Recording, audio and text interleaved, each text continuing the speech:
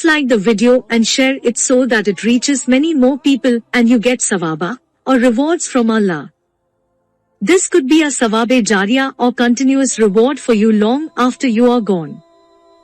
Volume 9, Book 93, number 622. Narrated by Aisha. Whoever tells you that the Prophet concealed something of the divine inspiration, do not believe him, for Allah said, O Apostle Muhammad, proclaim the message which has been sent down to you from your Lord, and if you do it not, then you have not conveyed his message. 5.67. Volume 9, Book 93, number 623. Narrated by Abdullah. A man said, O Allah's Apostle, which sin is the biggest in Allah's sight? The Prophet said, to set up rivals unto Allah though he alone created you. That man said, what is next?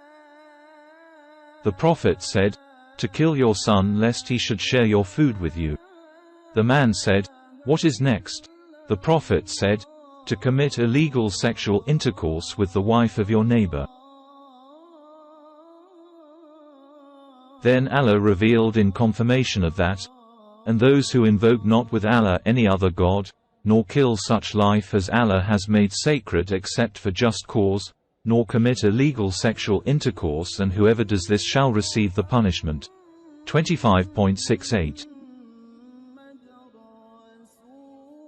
Volume 9, Book 93, number 624. Narrated by Ibn Umar. Allah's Apostle said, your stay, in this world, in comparison to the stay of the nations preceding you, is like the period between Asr prayer and the sunset, in comparison to a whole day. The people of the Torah were given the Torah and they acted on it till midday, and then they were unable to carry on. And they were given a reward equal to 1 qirat each. Then the people of the Gospel were given the Gospel and they acted on it till Asr prayer, and then they were unable to carry on, so they were given the reward equal to 1 qirat each. Then you were given the Quran and you acted on it till sunset, therefore you were given a reward equal to 2 qirats each. On that, the people of the scriptures said, these people, Muslims, did less work than we, but they took a bigger reward. Allah said to them, have I done any oppression to you as regards your rights?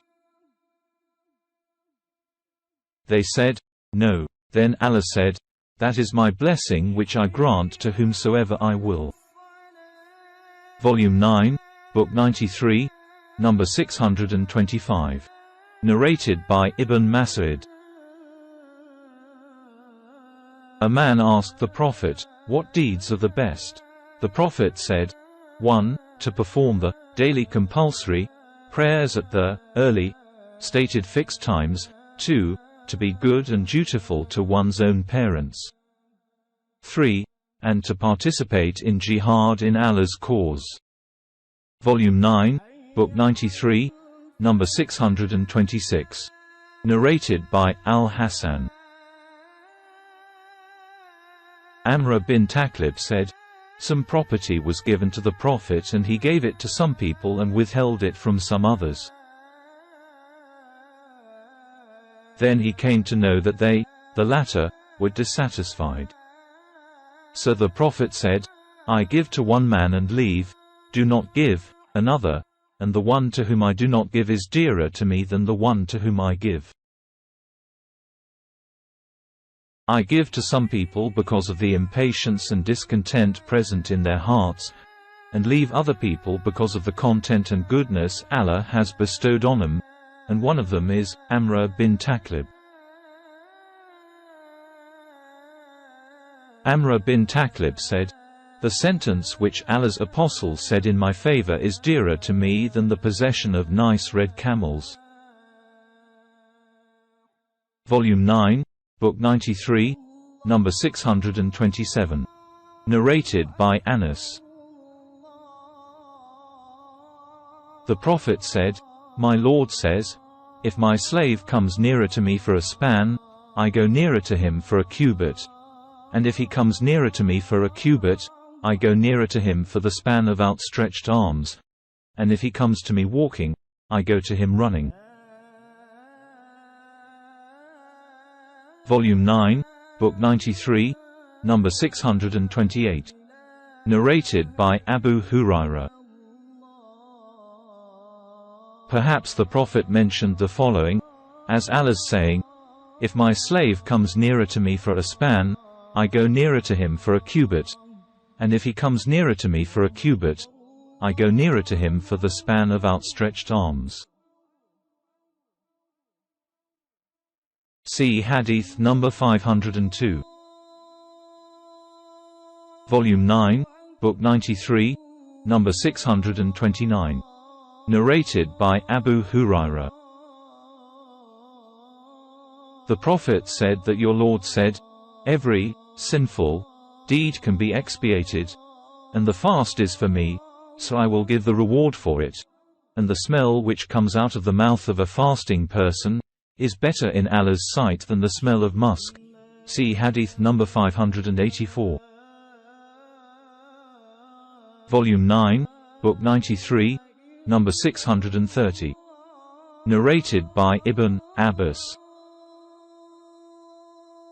The Prophet said that his Lord said, "It does not befit a slave that he should say that he is better than Jonah, Yunus, bin Matta."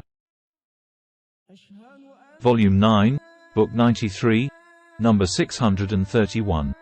Narrated by Shubha. Muawiyah bin Qurra reported that Abdullah bin al-Mahafal al-Mazani said, "I saw Allah's apostle on the day of the conquest of Mecca, riding his she-camel and reciting Surah al-Fath, 48, or part of Surah al-Fath. He recited it in a vibrating and pleasant voice. Then Muawiyah recited as Abdullah bin Mughaffal had done and said, 'Were I not afraid that the people would crowd around me, I would surely recite in a vibrating pleasant voice as Ibn Mughaffal did, imitating the Prophet.' I asked Muawiyah, how did he recite in that tone? He said thrice, A. Volume 9, Book 93, number 632. Narrated by Abu Hurairah. The people of the scripture used to read the Torah in Hebrew and explain it to the Muslims in Arabic. Then Allah's apostle said, "Do not believe the people of the scripture, and do not disbelieve them, but say, we believe in Allah and whatever has been revealed." 3.84. Volume 9, Book 93, number 633. Narrated by Ibn Umar. A Jew and Jewess were brought to the Prophet on a charge of committing an illegal sexual intercourse. The Prophet asked the Jews, "What do you, usually, do with them?" They said, "We blacken their faces and disgrace them." He said, "Bring here the Torah and recite it, if you are truthful." They fetched it and came and asked a one-eyed man to recite. He went on reciting till he reached a portion on which he put his hand. The Prophet said, "Lift up your hand." He lifted his hand up and behold, there appeared the verse of Ar-Rajam, stoning of the adulterers to death. Then he said, "O Muhammad, they should be stoned to death, but we conceal this divine law among ourselves." Then the Prophet ordered that the two sinners be stoned to death and they were stoned to death, and I saw the man protecting the woman from the stones. See Hadith number 809, Volume 8. Volume 9, Book 93, number 634. Narrated by Abu Hurairah.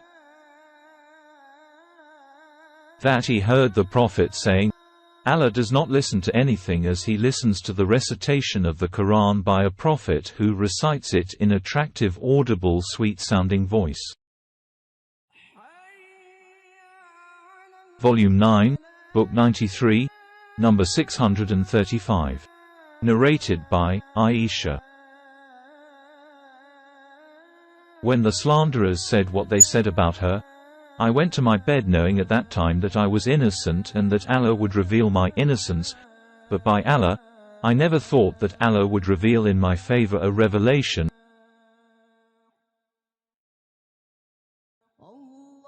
which would be recited, for I considered myself too unimportant to be talked about by Allah in the divine revelation that was to be recited. So Allah revealed the 10 verses of Surah An-Nur, those who brought a false charge. 24.1120.